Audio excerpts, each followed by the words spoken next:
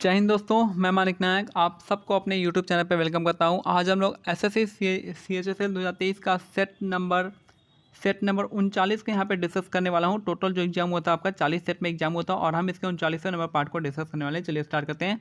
इसका PDF आप माई Telegram channel @mockTestGKGS से डाउनलोड कर सकते हैं। @mockTestGKGS सर्च कीजिएगा, आ जाएगा। कल जो लास्ट क्वेश्चन था आपका सार के बारे में, मैं चीज़ें देखिए, चीज़ें क्या होती है, चीज़ें तो याद रहती है लेकिन जो है उसको एक्सप्लेनेशन अच्छे से नहीं हो पाता है। तो यही बात है साग के लिए। साग के लिए 8 कंट्री ईजी है, आसान है। मुझे भूटान याद नहीं आ रहा था तो मैं भूल गया था भूटान भी होता है आसपास। मतलब मैं नेपाल तक तो पहुंच गया लेकिन उसके बाद मैं सोचा था कि यहाँ कुछ मिस हो रहा था, भूटान मेरे को याद नहीं आ रहा था। तो चलिए हम कुछ आठ आठ जो देश है कौन कौन से मैं बता दूं। तो आपको यहाँ तक नहीं, यहाँ से याद गया श्रीलंका हो गया, यहाँ पे मालदीव हो गया, श्रीलंका हो गया, इंडिया हो गया, और यहाँ से पाकिस्तान अफगानिस्तान चले गए, और यहाँ पे 3 हो जाएगा कौन सा, तो ये पर नेपाल हो जाएगा, भूटान हो जाएगा और बांग्लादेश हो जाएगा। यही मेरे को भूटान याद नहीं आ रहा था। तो 5 ये हो गए और 3 यहाँ पे 8 हो गए। तो ये चीज़ थी। तो चलिए अब हम 39 के बाद आपके 40 चीज़ें दिखती है, याद रहती है, लेकिन जो एक्सप्लेनेशन होता है वो अच्छे से नहीं हो पाता है। तो यही दिक्कत था कल। ठीक है, आज के सेट में चलते हैं। पहला क्वेश्चन है, मध्य प्रदेश सरकार द्वारा 24 जनवरी 2021 को राष्ट्रीय बालिका दिवस के अवसर पर बेटी बचाओ बेटी पढ़ाओ योजना के तहत शुरू किया गया अभियान का नाम क्या था?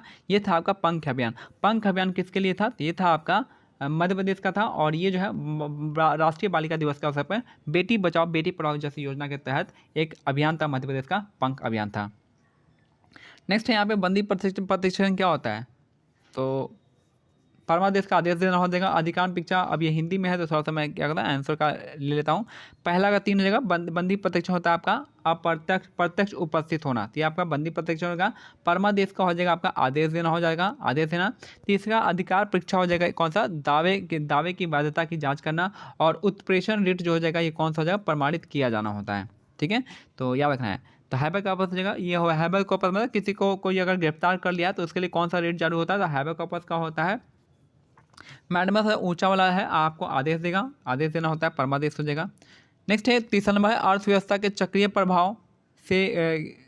प्रभाव के सरल मॉडल के संबंध में निम्नलिखित में कौन सा कथन असत्य है? तो हमारा केवल एक स्टेटमेंट जो है आपका गलत है, तो इसको हम छोड़ देते हैं।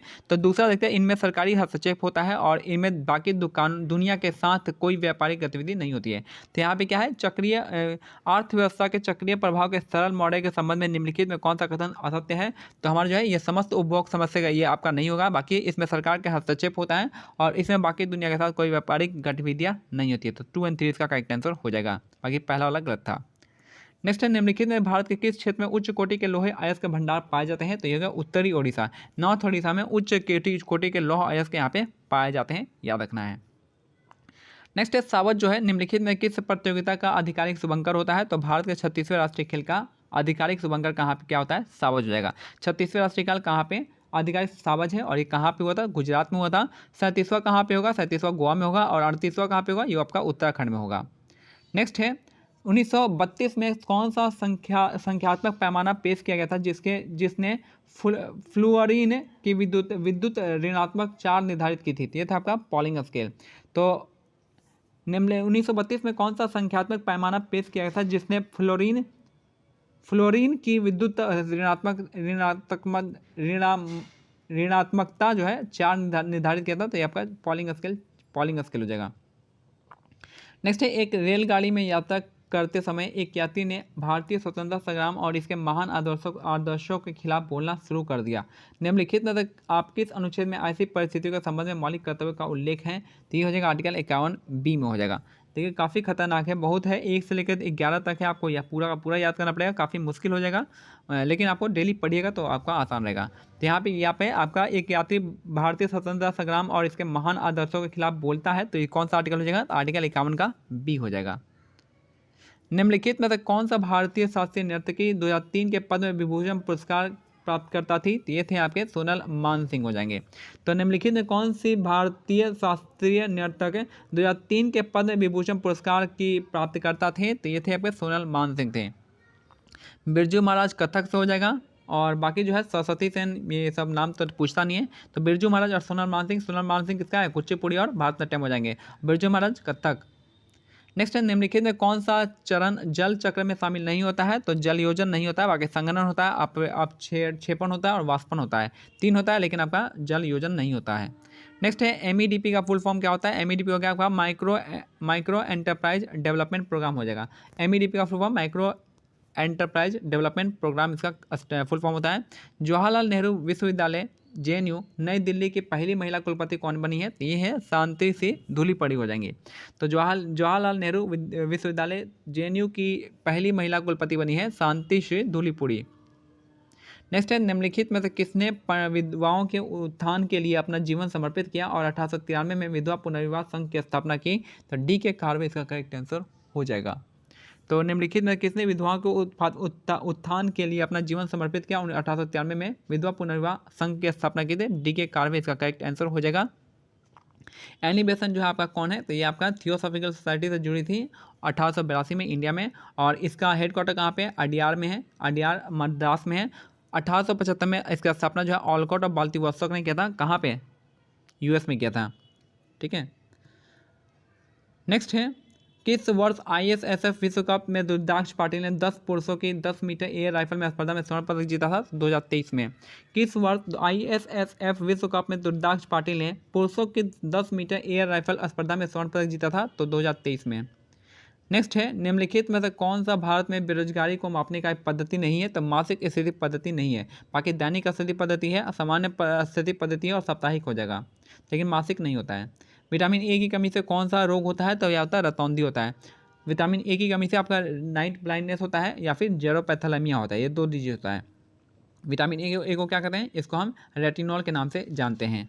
बेरी विटामिन बी की कमी से होता है, उसका भी विटामिन सी की कमी से होता है। सूखा रोग इसको छोड़ दिया, पूछता नहीं है। नेक्स्ट है निम्नलिखित में कौन सा कथन जो है भारतीय मरुस्थल के संबंध में सत्य है, तो ये हो जाएगा यह अरावली के उत्तर पश्चिम क्षेत्र में स्थित है। तो कौन सा पूछा है कि निम्नलिखित में कौन सा कथन भारतीय मरुस्थल के बारे में संबंध में सत्य है, तो ये अरावली के उत्तर पश्चिम स्थिति में स्थित है भारतीय मरुस्थल। भारतीय मरुस्थल सबसे घना जो है आबादी वाला मरुस्थल है पूरे विश्व में। नेक्स्ट है अरावली का, बात करते हैं अरावली का कहाँ से कहाँ तक फैला हुआ है, दिल्ली से लेकर राजस्थान तक फैला हुआ है। दिल्ली का जो आपका कौन सा है, दिल्ली का सब जो रासीना हिल है वो आपका अरावली पर्वत का ही पार्ट होता है, या सबसे जो किनारे वाला पार्ट होता है आपका रासीना हिल होता है, और इसी पर आपका राष्ट्रपति भवन यहाँ पे है। अरावली का सबसे ऊंचा पर्वत कौन सा है, आपका गुरु शिखर हो जाएगा, और इसी पे कौन सा है, माउंट आबू आता है, जो कि आपका किसका तीर्थ स्थल है, जैन लोग का। नेक्स्ट है लोटिया किस राज्य के क्षेत्रीय संगीत शैली है, तो लोटिया जो हो जाएगा आपका, तो लोटिया जो है किस राज्य का क्षेत्रीय संगीत शैली हो जाएगा, तो ये राजस्थान का हो जाएगा। राजस्थान का कौन सा है क्षेत्रीय संगीत शैली, तो राजस्थान का हो जाएगा लोटिया।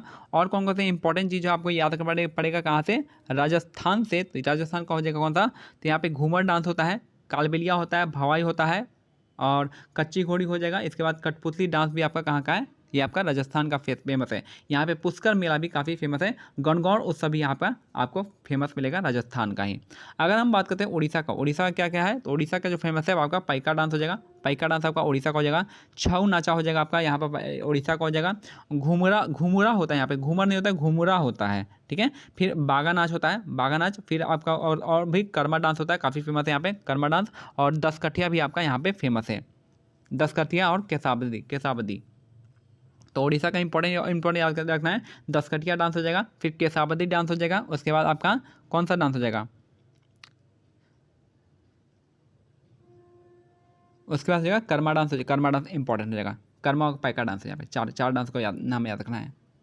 अगर हम बात करें असम के लिए कौन सा फेमस है, असम में आ जाएगा बिहू हो जाएगा, बिहू डांस हो जाएगा।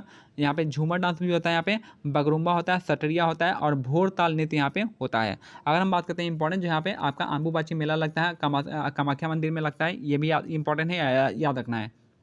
माजुली मेला भी संबंध आपका आसाम से हो जाएगा। अगर हम बिहार से बात करते हैं, बिहार का कौन सा फेमस है, बिहार का फेमस है आपका जाट जाटिन हो जाएगा, पनवरिया हो जाएगा, बखान हो जाएगा, फिर विदेशिया हो जाएगा। ये सब इंपॉर्टेंट है बिहार का। छठ पूजा भी आपको याद रखना पड़ेगा। विजयनगर साम्राज्य के सबसे प्रसिद्ध शासक कृष्णदेवराय का संबंध किस राजवंश से था, तो तुलु राजवंश से। तो विजयनगर साम्राज्य के सबसे प्रसिद्ध शासक कृष्णदेवराय का संबंध था तुलु राजवंश से था। याद रखना। अगर हम बात करते हैं विजय साम्राज्य का स्थापना होता है, विजय साम्राज्य में चार थे।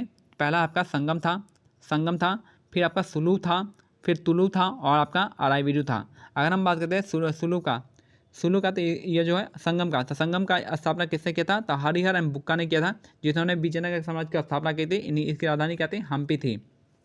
ठीक है। तो उसके बाद सुलू हुआ था। सुलू का स्थापना करता है नरसिम्हा। सुलू का स्थापना करता है नरसिम्हा। सुलू डायनेस्टी नरसिम्हा करता है। इसकी भी राजधानी क्या थी? हम्पी में थी। तुलु डायनेस्टी, तुलु का स्थापना करता है वीर नरसिम्हा। तुलु का है वीर नरसिम्हा और इसकी भी राजधानी थी हम्पी।